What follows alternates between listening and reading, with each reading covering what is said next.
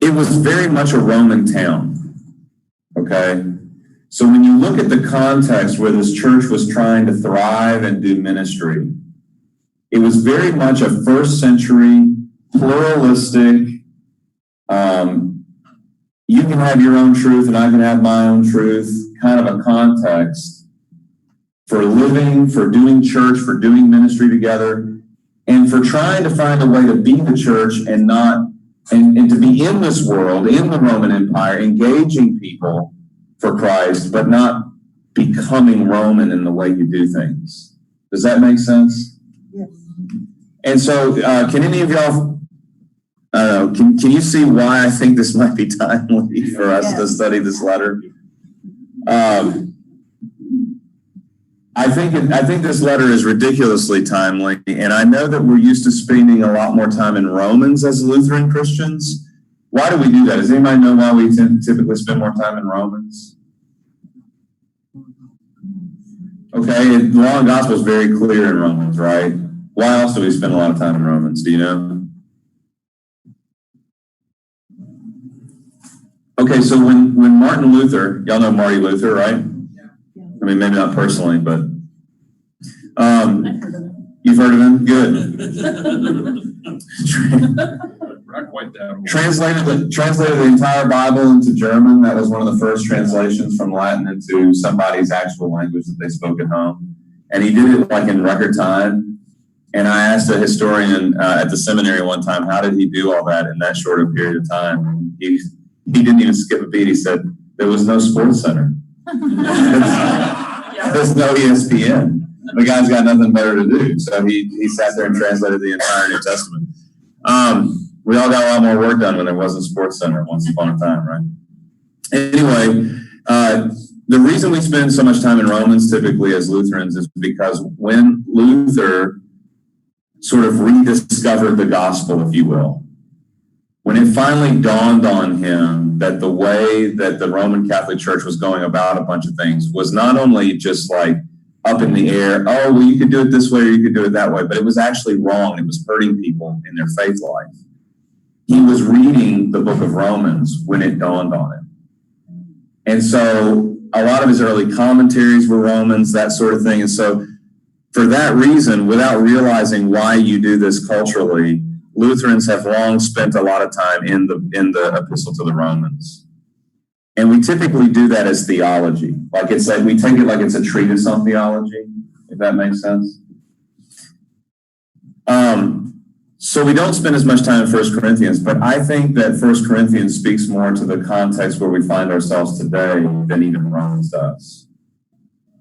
Because of the context where that church was living and where they were trying to do church and where they were trying to be engaged in ministry. So I'm really glad that we're going to go on this little trip together through 1 Corinthians. So we want to, oops, and I always end up doing this. Excuse me. Where'd my cursor go? Where'd it go? There it goes. Okay. So let's lay out how we're going to go at this. How will we study 1 Corinthians? We're going to be looking at some considerations regarding historical particularity. That's a long-haired way of saying something, isn't it? What do I mean by historical particularity? This is what I mean. Y'all know those places where you're reading in the Bible and you're like, man, I can feel the difference between their culture way back then and my culture today. Y'all ever feel that tension? That's when you're running into a problem of historical particularity. In other words, there's distance between our culture and their culture. There's distance between the way that they're looking at something versus the way you and I might look at something as Americans today. And if we don't pay attention to those questions of historical particularity, what did it mean to them? Then it makes it harder for us to then say, well, what's it supposed to mean to us now? Does that hit everybody where you get your mail delivered? Yes. Okay. So we're going to pay attention to historical particularity, including context in the Roman Empire. So Corinth is a town. I'm going to go over, where Corinth was and give you some background to that city in a minute. But these are early Christians, really, really early Christians, because this is one of the first churches that Paul planted. Paul was a really hardworking church planter. He almost single-handedly Christianized much of Western Europe and even what became the Middle East and Eastern Europe. So today, Turkey, for example, is Muslim, right? But it wasn't always that way. In fact, for a long time, it was Christian, and that was largely due to two guys' work, Paul's work, but also John's work, right? So those two guys hit Turkey super hard. And so that's why Christianity early on took root in modern-day Turkey. But we want to look at their context in the Roman Empire because it has something to do with our context here in the West today.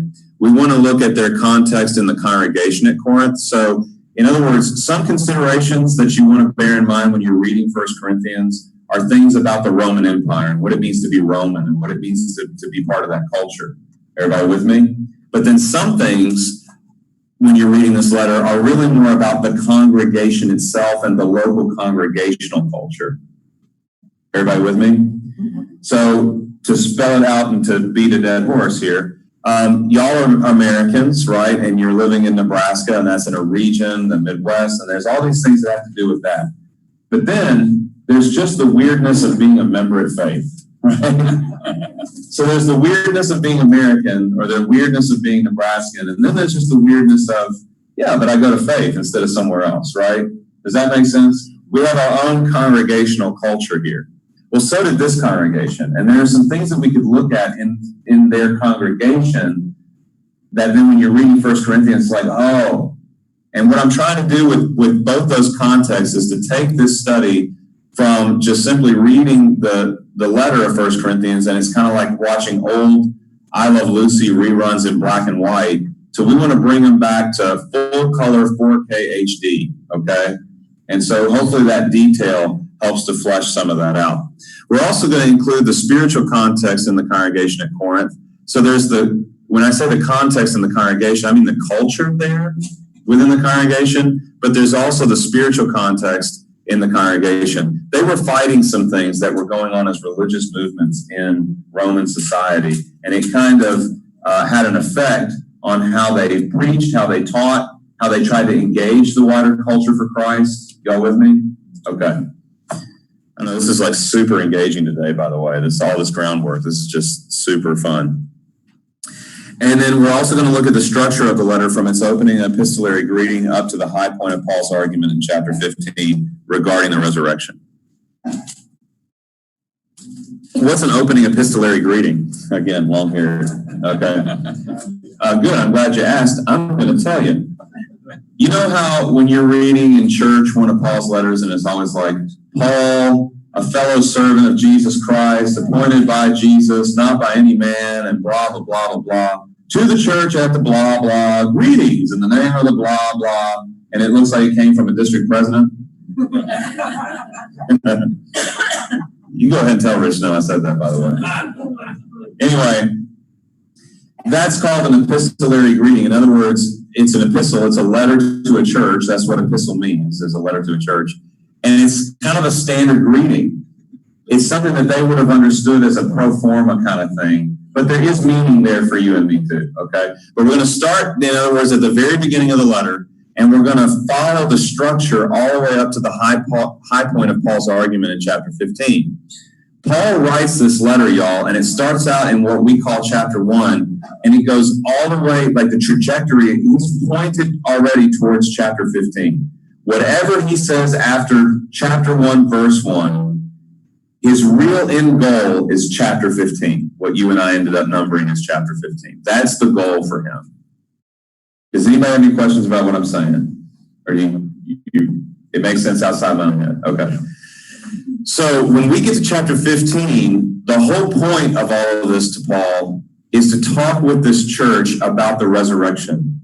Not only of Jesus Christ, but about your resurrection, about my resurrection. So just like I was excited to go through the Revelation study with y'all, and I was like, this is a scary book for a lot of people, but really that's too bad because it really should be one of the most comforting books in the entire Bible because of what we learned. I'm really excited about 1 Corinthians because it really helps clarify what the end goal of discipleship is. Okay? So if I were to ask y'all right now, what's the end goal of discipleship? What would you say, or what are some answers you've heard Christians say? Like, what's the point of following Jesus? What's the end goal of discipleship? Spread his word. To spread his word, okay. And make more disciples, okay. What else have you heard?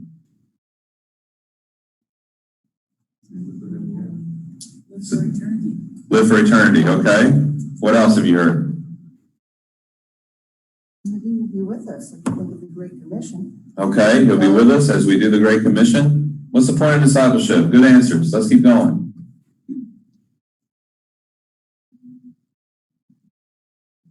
Baptize. So baptize other people, that goes along with making disciples. So basically, are all of you telling me that you thought the point of discipleship was just make more disciples? Is that what you're telling me? God told us to. Wait, somebody just said something online. What? God told us to. Yeah, he did tell us to. He told us to make more disciples. He sure did. That's about pleasing God.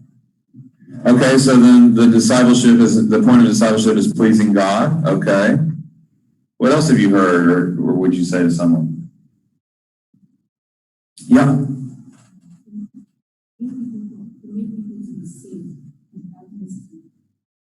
Okay, for people to be saved through the preaching of the gospel. Good. Okay, well, I'm fixing to mess with your heads, evidently. And I didn't mean to. I swear I didn't mean to on the first day. I meant for this to be kind of boring and just do like groundwork. So are we supposed to make disciples? Yes. And I think it was Matt probably chimed in and said, because God told us to. Yes, he did tell us to. Of course, go is not imperative in the original. It's going, therefore. So in other words, it's all along the way.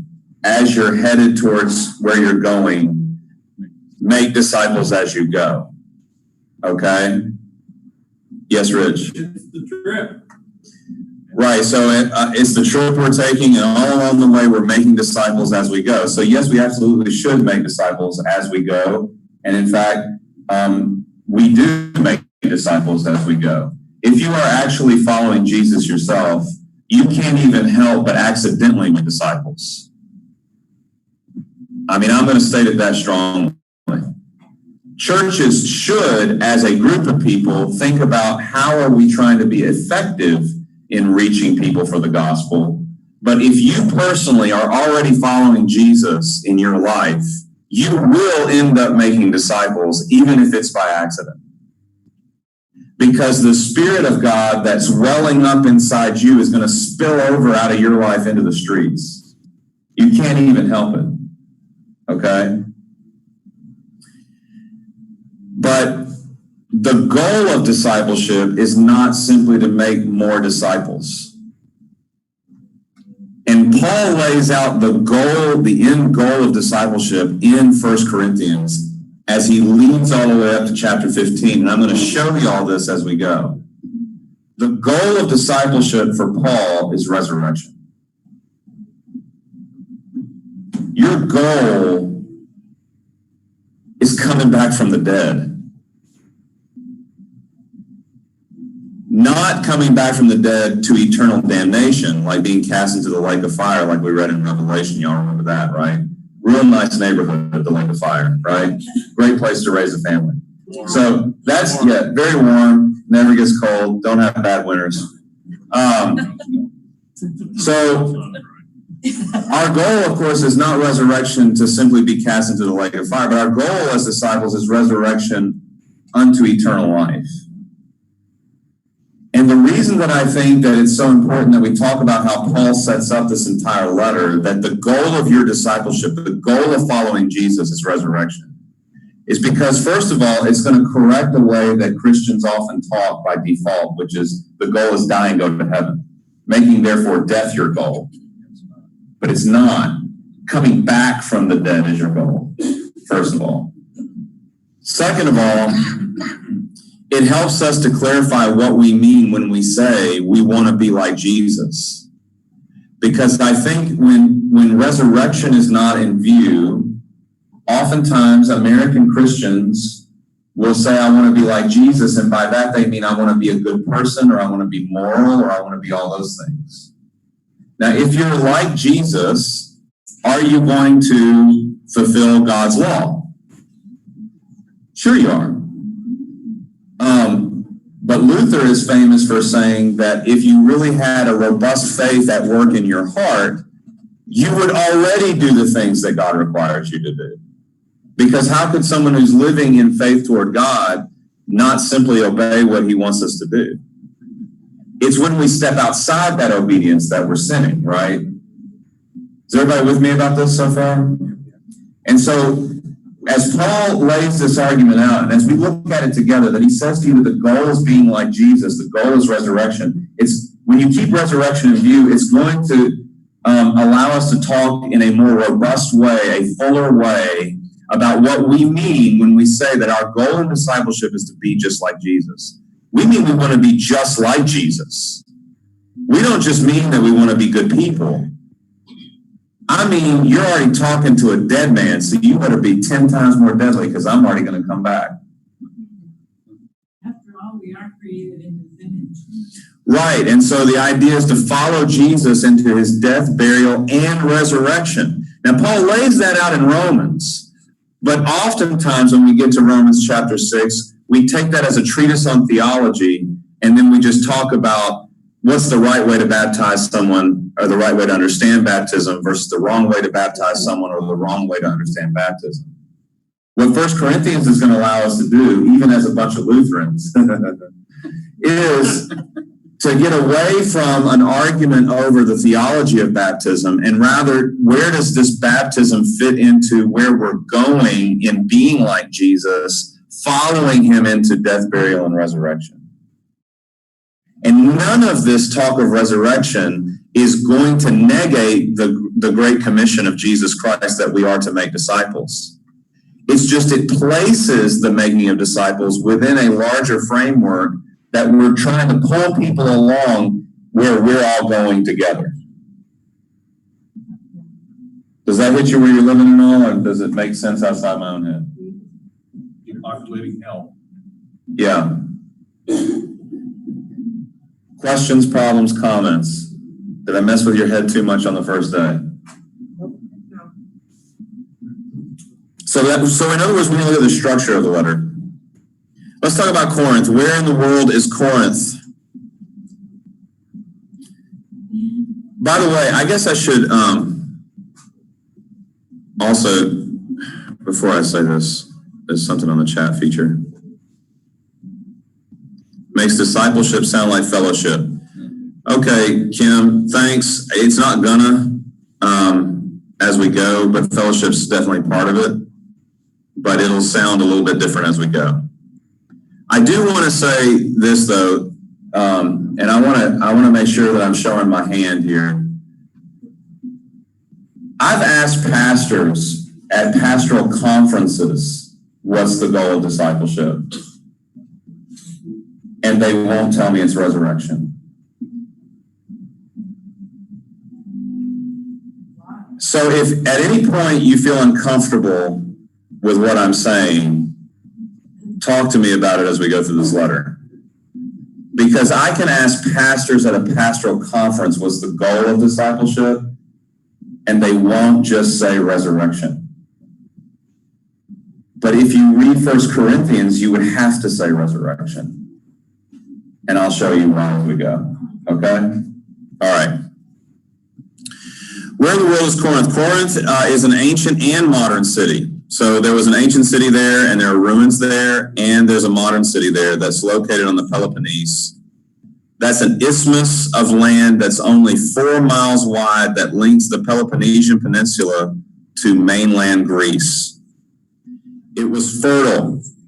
It dominated far-reaching trade routes. In fact, its small ship tram system, and I'm roughly translating that from what they used to call it in Greek. It's a small ship tram system help merchants in both northern and southern Greece to ship using smaller, cheaper vessels and to have their goods arrive for distribution safely. So in other words, you have to use larger ships to go all the way around the Peloponnesian Peninsula. That means rougher seas out there in the middle of the Mediterranean, what is essentially the Mediterranean. Or Corinth built a tram system where it was like a dragway over that 4-mile isthmus. So they basically had the Panama Canal of the day. Does that help? And it made it a lot cheaper for merchants in both northern and southern Greece. And so it made them like a ridiculous amount of money. Okay? It was raised, the original Greek city was raised by Roman consul Lucius Mummius in 146 BC in response to their part in an organized revolt. And I've given you revolt in quotation marks because when we talk about history this way, we end up talking about it from the standpoint of the Romans because they wrote it down. So they called it a revolt. What would you and I call it if Rome took over your country and then you fought back? You call it freedom fighting, right? So I gave you a freedom fight there because I'm giving our Greek brothers and sisters a little props, okay? They wanted the Romans back out. And so Corinth, as a wealthy trade city, participated in that revolt. And so the Roman consul just razed the entire city to the ground. It wasn't rebuilt until 44 BC, but it was rebuilt by none other than Julius Caesar in 44, who renamed it Colonia Laus Julius Corinthiensis. Now, who's up on their Latin?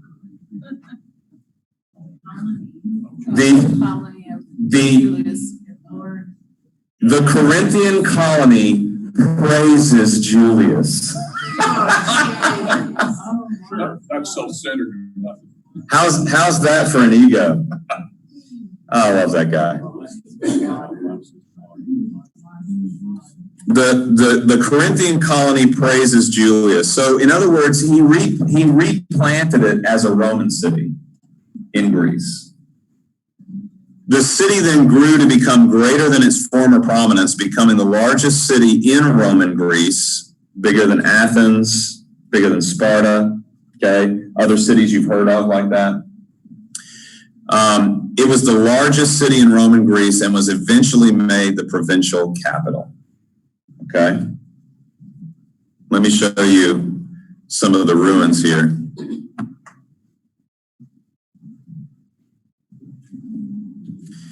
So there are some ruins in Corinth. It's very Greek terrain, very mountainous, semi-arid. What are those ruins of, Pastor Will? That's a really great question for an archaeologist, and I don't know. But we do know the mountains. I don't know if that's a temple or what that is, and if anybody has Indiana Jones on speed dial, you may ask him. The mountain is the Agua Corinthus, where temple prostitutes were. Oh, throw that out there. Temple prostitutes are at the top of that mountain called the Agua Corinthus. You might have to repeat it on microphone. So did y'all, hopefully y'all at home heard what Gary said. He said that the temple prostitutes would be on top of that really tall mountain in the background, known as the Agora Corinthus. And that's where, so Corinth was famous for their cult to Aphrodite. So Venus, right? Fertility goddess, love goddess. And so they had a lot of temple prostitutes. And so evidently that's where they would be. So thanks, Gary. Appreciate that. Yes. Britannica says that those are columns or remains of the temple of Apollo. Okay, and then that would be the remains of the temple of Apollo, the sun god. Thank you so much for asking Britannica. See, St. Google is good for something. So I told y'all they had a dragway for smaller ships. I cannot tell you that this is what it looked like. It probably is not. It looks like they've done a lot of work here to deepen this. But this is the modern day ship canal that you can use there at Corinth. So they still have a big canal there where ships can pass through. It's still there, but it looks to me like they've deepened it, done some work to it. And then there's a bridge, as you can see across it. And if you can see it, I don't know if you can see it, there's a ship already entering way down at the end there. Sometimes we talk about cities in Greece or Rome, and we look at the ruins, and that's all we look at. Here's a port picture.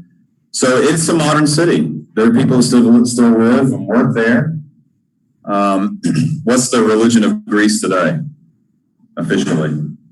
Greek Orthodox. Greek Orthodox, that's where we get that from. Yeah, so they're Christian. And the Greeks are Christian after generations and years and years and years of fighting Muslims. So they've refused, even when they were part of the Ottoman Empire, because they were under the Ottoman Empire for a while, they refused to convert to Islam. They were one of the few places that was like, no, we're Christian, and that's not changing. So there's the modern city of Greece. Not Greece, Corinth. They're in Greece, and people live and work there.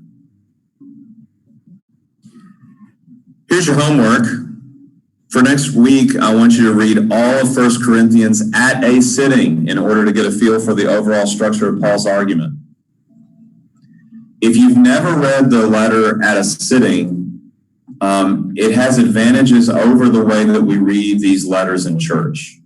So when you read these letters in a church service, we only take one little, we call it a pericope. You only take one little reading at a time, right?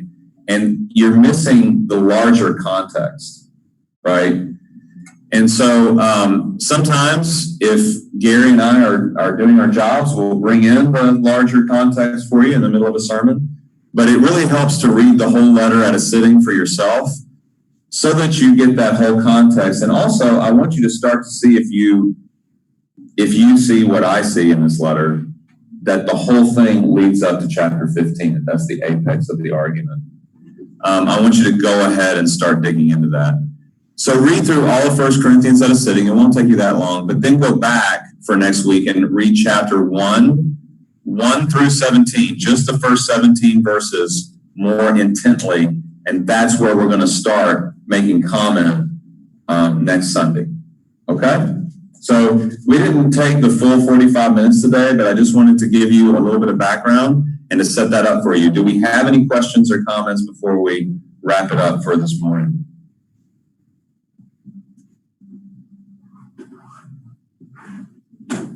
I think you laid it out very well, Pastor Will, and made it easy to understand. Okay, good. Well, then if we're ready to rock and roll, then I love you, Jesus loves you, go away. Those of you coming to service, I'll see you in service in a minute.